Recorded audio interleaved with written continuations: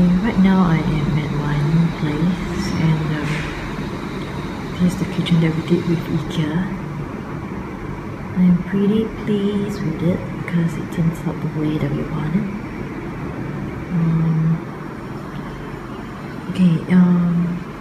Like for example, all this cabinet is chosen by us. So roughly, before we even went to IKEA, we actually did a rough measurement. But you can ask the contractor that is that IKEA sub their project out to come by and take another measurement. Okay, so the side is actually the normal. You realize that the width here is the normal. The width from here to here. Okay, this is actually a normal size for our kitchen cabinet.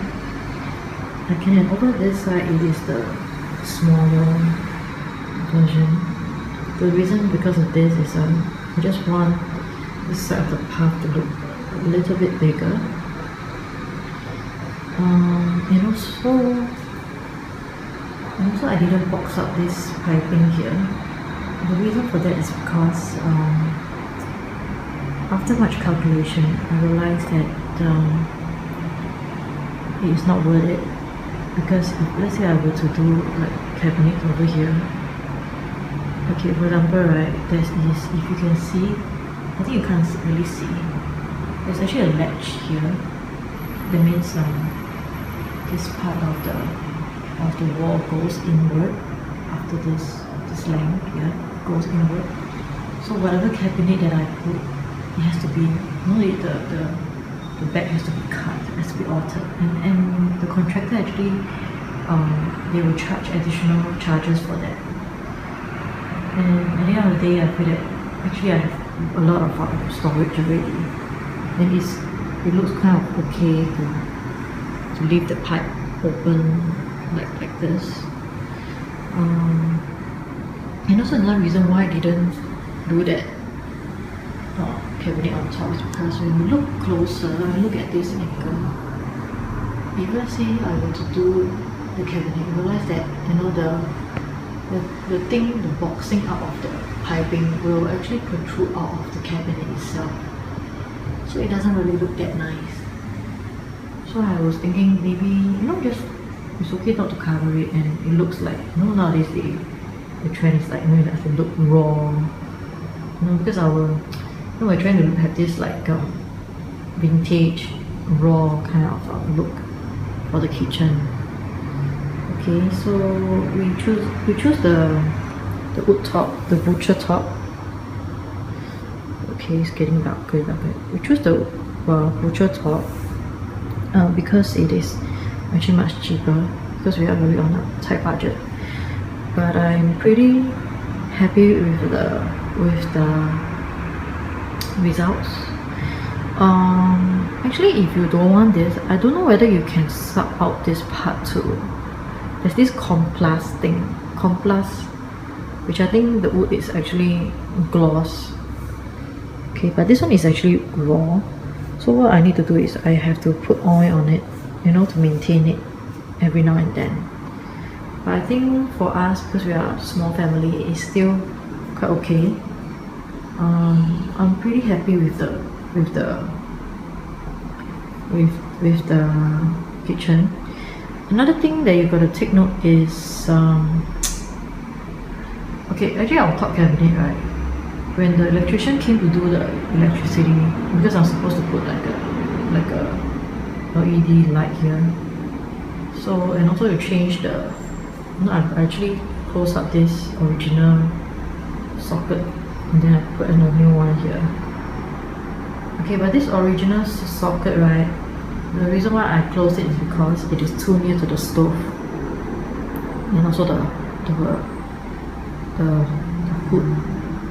So what happened was the electrician has to have certain points behind the cabinet for the electricity here, electricity for the lights, electricity for the socket.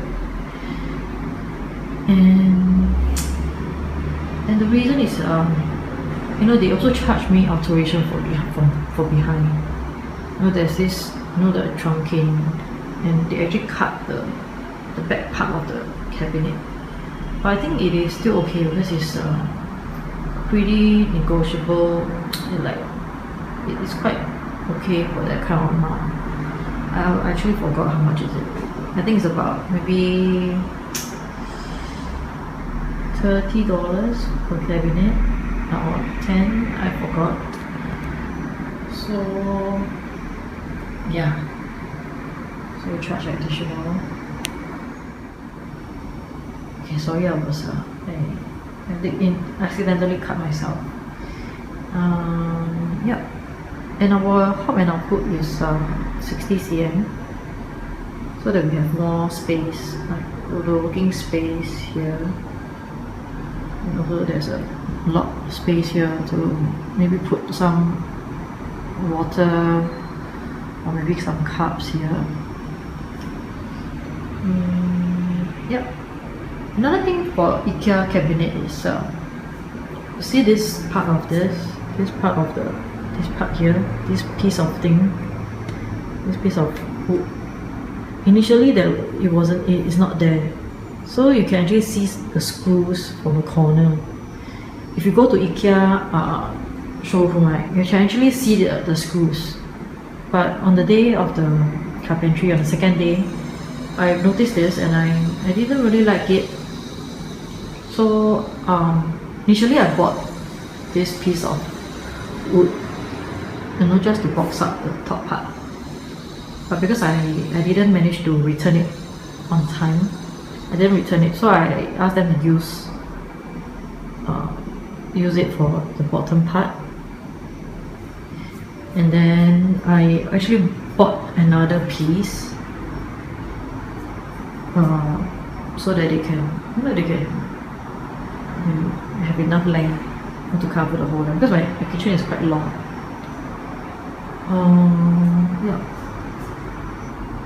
so like from here, and you can see from here to all the way down is one piece, and then from here to the other side is another piece. Yeah. And also we bought the sink from IKEA as well. I love this sink.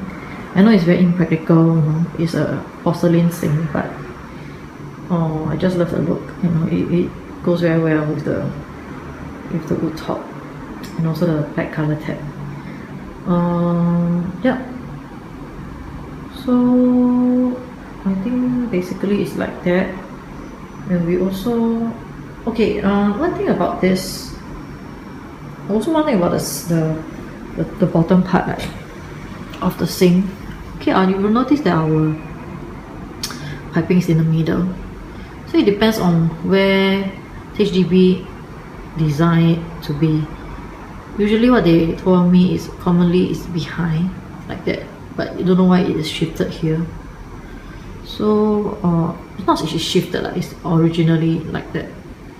So initially this was like a drawer. So the carpenter was saying that, you know, it is not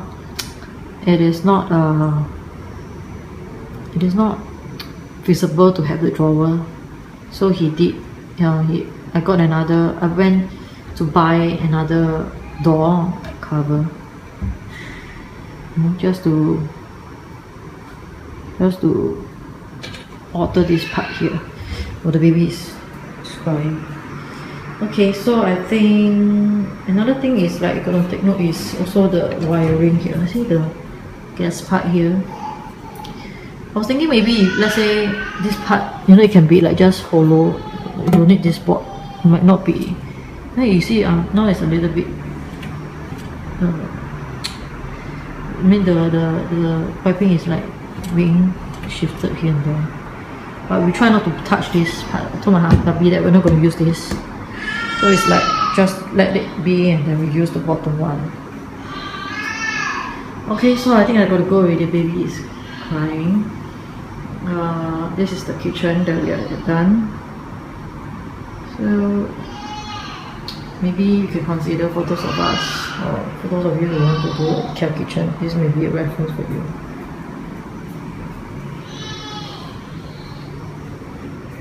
Okay, back to the part whereby the electricity trunking, right? Mine was like in the center of this stretch of the cabinet.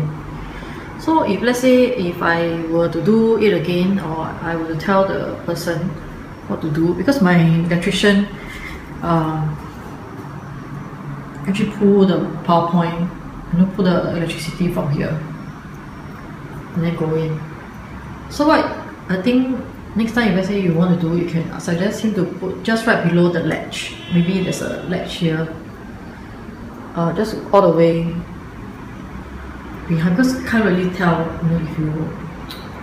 if it's like not in the middle. So initially he wanted to tell us to hide it, behind the cabinet. It's logical, but if let's say you want to save out on the alteration, like they need to cut that little bit to fit in the trunking.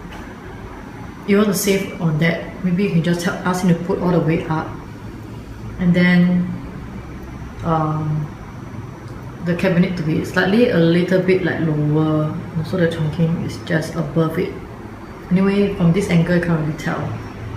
So that's what my suggestion is next time, or maybe for references, if let's say you want to do the cabinet with IKEA.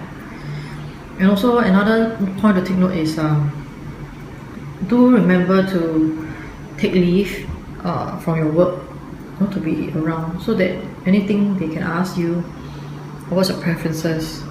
It's a little bit tedious. Of course, it's better for us to to sub it out to a contractor, and the contractor handles everything. But I'm pretty happy because at least it's something that we want. So I'm pretty happy with the cabinet and how it turns out to be.